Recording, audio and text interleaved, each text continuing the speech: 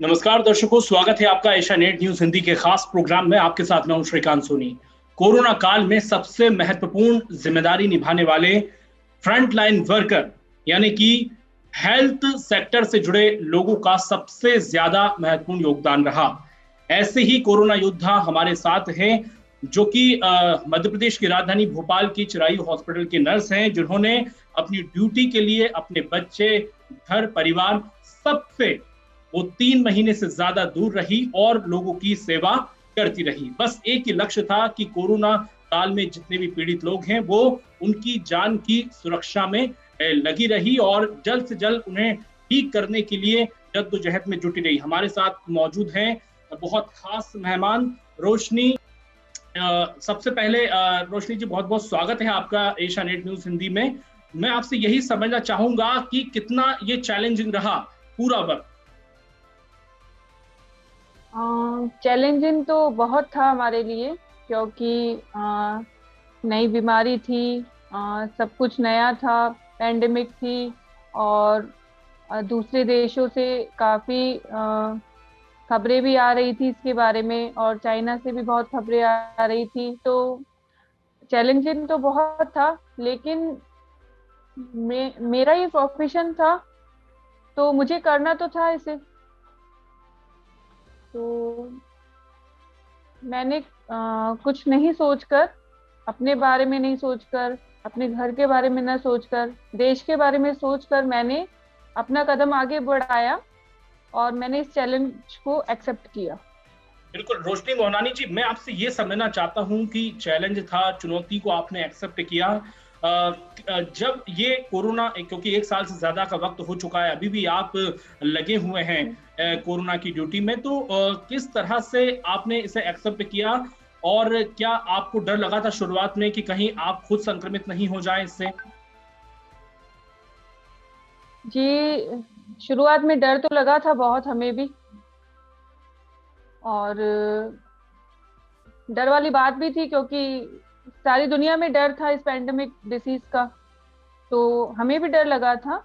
जी लेकिन इसका पूरा क्रेज हम अपने चिरायु मेडिकल कॉलेज के सीएमडी डॉक्टर अजय गोयनका को देना चाहेंगे, कि इस पैंडेमिक में उन्होंने अ, कुछ भी ना सोचकर, अपने बारे में ना सोचकर आगे बढ़े, और उनका पूरा घर आगे था। ठीक। तो हम उनको देखकर उन्होंने हमें मोटिवेट किया, उन्होंने सारे स्टाफ को मोटिवेट किया था। किस तरह से मोटिवेट और करते थे वो? सर सर बोलते थे कि डरने की कोई जरूरत नहीं है। और अगर पूरा देश देखो, कुछ ही अस्पताल थे जो इस कोविड सेंटर बने थे, है ना। जी पूरा देश था जो डर रहा था, कोई भी आगे नहीं आना चाह रहा था इस बीमारी में, है ना। तो सर ने हमें मोटिवेट किया। सर ने बोला कि अगर हम आगे नहीं आएंगे तो कौन आगे आएगा, और हमारा तो कमिटमेंट है लोगों से, तो हमें तो आगे हम आगे आए, और उन्होंने हमें काफी मोटिवेट किया, जिसकी वजह से हम जी इस फील्ड में काम कर पाए।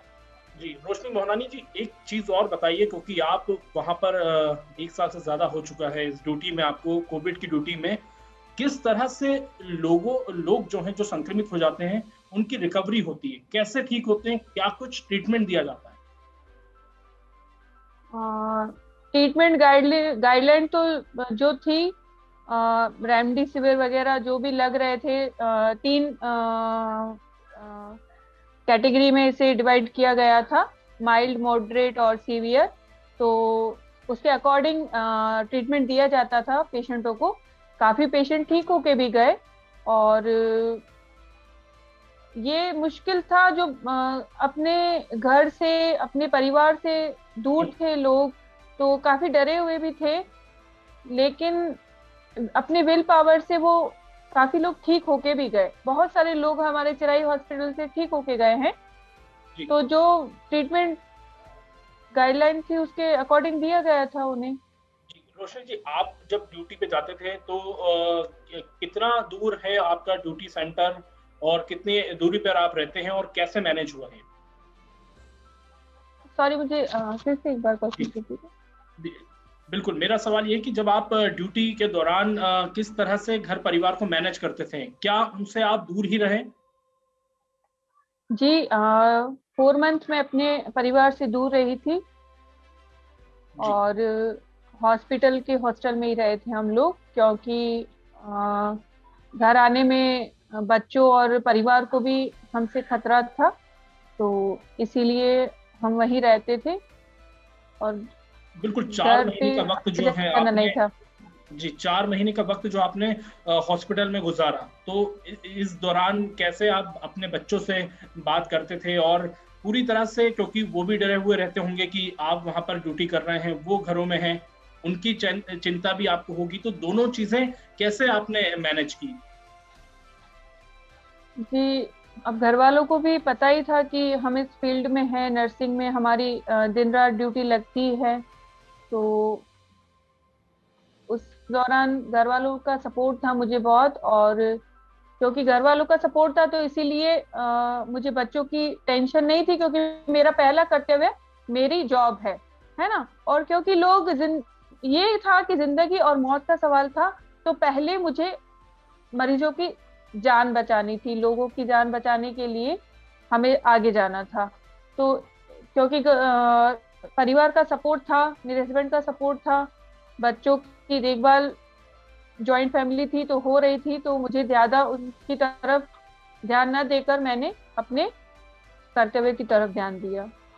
बिल्कुल। और क्योंकि हमने अपने डॉक्टर को भी देखा, डॉक्टर अजय गोयनका सर जो सीएमडी है मेडिकल कॉलेज के, चिरायू मेडिकल कॉलेज के, उन्होंने भी दिन रात सेवा की, दिन रात वो मरीजों को देखने आते थे। चाहे तो उनकी बहुत बड़ी डॉक्टर्स की टीम थी, अगर वो ना भी आते तो काम होता, लेकिन वो खुद डॉक्टर पेशेंटों को देखने आते थे।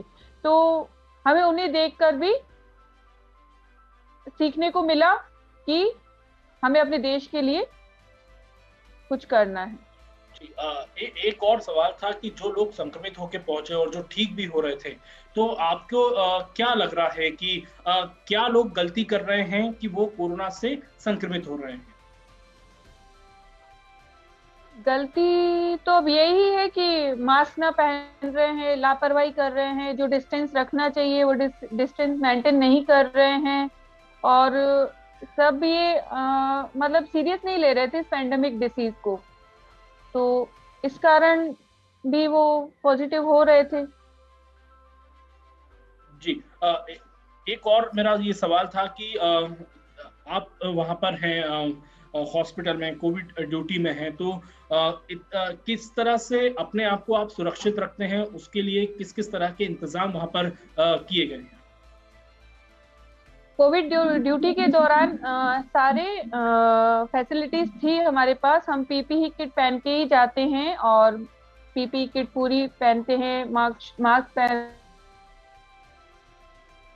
पूरा प्रोटेक्शन लेते हैं और उसके बाद ही हम पेशेंट के पास जाते हैं। लेकिन पेशेंट से हम ज्यादा दूरी तो नहीं बचा के रख सकते थे, क्योंकि उनका ट्रीटमेंट करना है, उन्हें इंजेक्टेबल जो भी देना है, टेबलेट देनी है, मेडिसिन देनी है, तो ज्यादा दूरी हम मेंटेन नहीं कर पाते थे, इसीलिए हम पूरा प्रोटेक्शन लेते थे और पीपी वगैरह पहन के हम पेशेंट के पास जाते थे। बिल्कुल। हमारे एशिया नेट के दर्शकों को कोई खास मैसेज आप देना चाहें कि कोरोना काल चल रहा है, अभी भी लापरवाही नहीं की जाए, क्योंकि अनलॉक हो चुका है, लोग वापस से बाजारों में निकल चुके हैं? जी बिल्कुल, मैं मैसेज देना चाहूंगी कि जो भी गाइडलाइंस है उसका पूरी तरीके से पालन किया जाए और ध्यान रखा जाए, और मास्क पहन के ही निकले घर से बाहर, और जो डिस्टेंस है वो बना के ही रखें। और इस पैंडेमिक से हमें डरना नहीं है, क्योंकि डर के आगे जीत है ना?